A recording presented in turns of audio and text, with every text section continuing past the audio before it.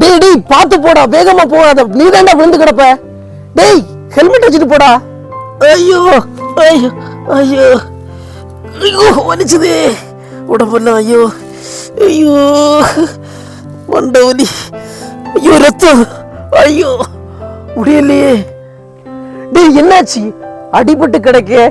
டேய் நான் உன்கிட்ட அப்பவே சொன்னேன்ல, பைக் ஓட்டும் போது வேகமா ஓட்டாத, மெதுவா ஓட்டுன்னு சொன்னேன். நீ கேட்டியாடா? அதுலயே உங்ககிட்ட நான் குறிப்பா சொன்னேன் ஹெல்மெட் வச்சுட்டு ஓட்டுன்னு. ஆனா நீ ஓட்டாம வேகமா போய் இப்ப அடிபட்டு கிடக்குது பாத்தியா?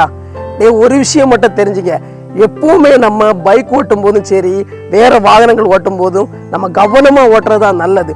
இது நீ வந்துட்டு வேகமா ஓட்டும் போது இப்ப எவ்வளவு பிரச்சனைகள் இருக்கு பாத்தியா? ரோட்ல நீ போயிட்டு இருக்கும் போது டிராபிக் ரூல்ஸை ஃபாலோ பண்ணி போகும்போது எந்த ஒரு ஆபத்தும் இல்லாம நம்ம தப்பிக்கலாம். அதே நீ அந்த டிராபிக் ரூல்ஸை ஃபாலோ பண்ணாம நீ வேகமா போனேன்னா உன் முன்னாடி போயிட்டு இருக்க வாகனங்களுக்கும் பின்னாடி போயிட்டு இருக்க வாகனங்களுக்கும் ஆபத்தா வரும். அந்த ஆபத்து அவங்களுக்கும் வரும், உனக்கும் வரும். அதனால அந்த இடத்துல கரெக்டா வந்துட்டு சிக்னல் கொடுத்துருப்பாங்க. அந்த சிக்னலுக்கு ஏற்ற மாதிரி கவனமா பார்த்து போனேன்னா அந்த இடத்துல எந்த ஒரு ஆபத்தும் இல்லாம ஈஸியா போகலாம். நம்ம ரோட்ல போயிட்டு இருக்கும் போது சைட்ல ஸ்பீட் லிமிட் டிஸ்டன்ஸ் கொடுத்துருப்பாங்க. அதுக்கேற்றவாறு போயாச்சுன்னா நமக்கு எந்த ஆபத்தும் இல்லாம நம்மளை பாதுகாக்கலாம். அதே போல ஒரு 10 மீட்டர் டிஸ்டன்ஸ்ல நம்ம கேப் விட்டு போகும்போது விபத்து வராம நம்ம தடுக்க ஒரு நல்ல வழியாது அது அமையுது. நம்ம வெளியே பைக்ல ஓட்டிட்டு போகும்போது தலைக்கவசம் நமக்கு உயிர் கவசம். நம்ம ஹெல்மெட் வைக்கிறது மிக முக்கியமான ஒரு ஒன்று. ஆனால் நிறைய பேர் இப்போ அதை ஃபாலோ பண்ணுறது இல்லை.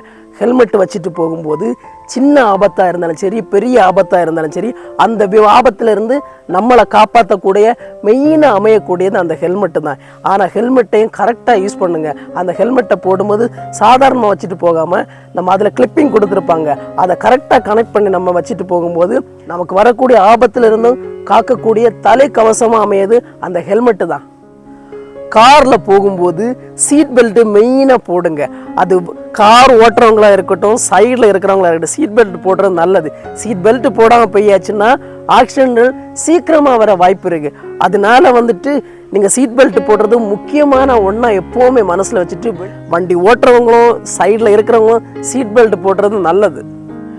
பைக் ஓட்டும் போதும் கார் ஓட்டும் போதும் நம்ம வளைவு ஏரியாக்கள் வரும்போது எல்லாமே இண்டிகேட்டர் போடுறது கவனமா வச்சிருக்கீங்க. நம்ம இண்டிகேட்டர் போடாம போயாச்சுன்னா அதே இது அந்த சைடு வர வாகனங்கள் இந்த சைடு வர வாகனங்கள் நமக்கு தெரியாம, ஏன் பின்னாடி வர வாகனங்களும் கரெக்டா தெரியாம ஆக்சிடென்ட் தான் வரும்.